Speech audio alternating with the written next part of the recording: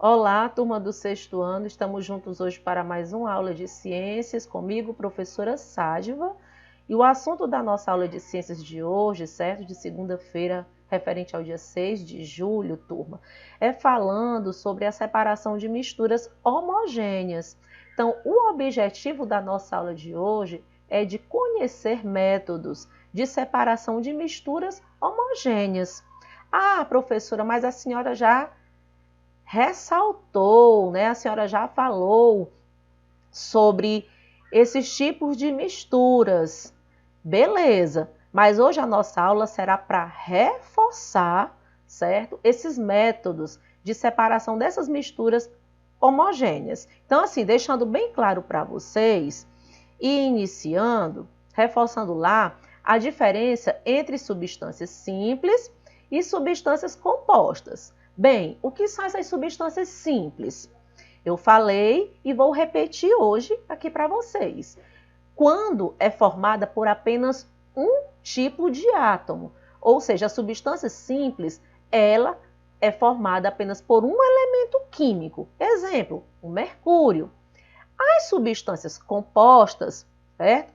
São as substâncias quando em sua fórmula química há mais de um tipo de átomo, ou seja, apresenta mais de um elemento químico. No caso aí, o NaCl, né, que é a junção do sódio e o cloro, beleza? Então, vamos reforçar aqui a separação de misturas homogêneas. A mistura homogênea. O que é essa mistura homogênea para início de conversa, certo? Então, nesse caso, a mistura homogênea, repassando para vocês, né, é a mistura em que eu tenho soluto e eu tenho um solvente, que é a água. E quando eu adiciono esse soluto a esse solvente, existe o quê? Uma interação. Eu tenho a água e o açúcar. Então, o açúcar ele vai se dissolver nessa água. Eu tenho aqui um tipo de mistura homogênea. E agora vamos ver os métodos de separação de misturas homogêneas, ok? Iniciando pela evaporação. Então, assim, para início de conversa, você sabe que a água do mar contém sal, não é verdade?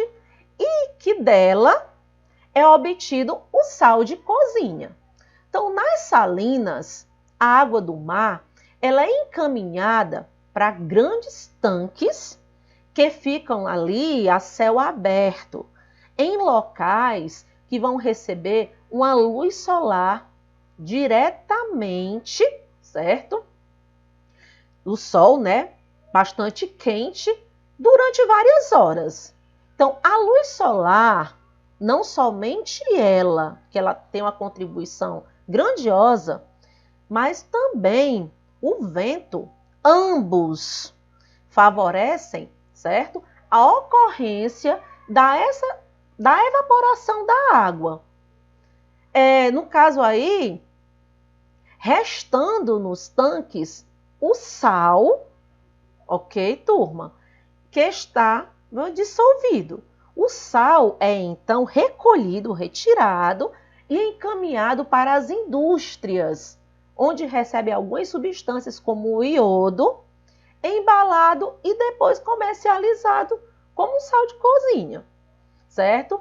Então, evaporação, turma, é um método utilizado para separar misturas homogêneas entre sólido e líquido. Geralmente, esse processo é utilizado quando se deseja separar a fase sólida da mistura, como o sal do mar, né? Então, seguindo adiante, nós temos a destilação. Então, a destilação é um método utilizado, né, para a separação de misturas homogêneas entre sólido e líquido, ou entre líquido e líquido. Então, esse processo, ele se baseia na diferença existente, turma, entre os pontos de ebulição das substâncias que fazem parte da mistura. Essa técnica ela pode ser utilizada para purificar a água e seguir para a indústria farmacêutica, para a fabricação de medicamentos, ok?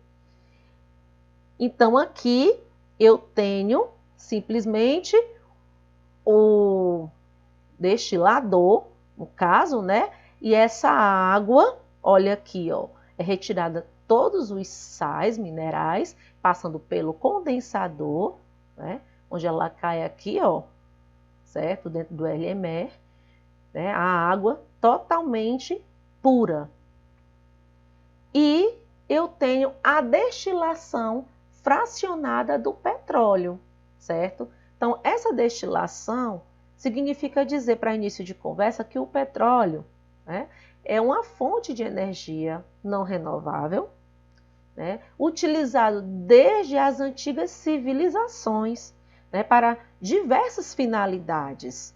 Então, o petróleo é composto de diferentes hidrocarbonetos, né, líquidos, certo?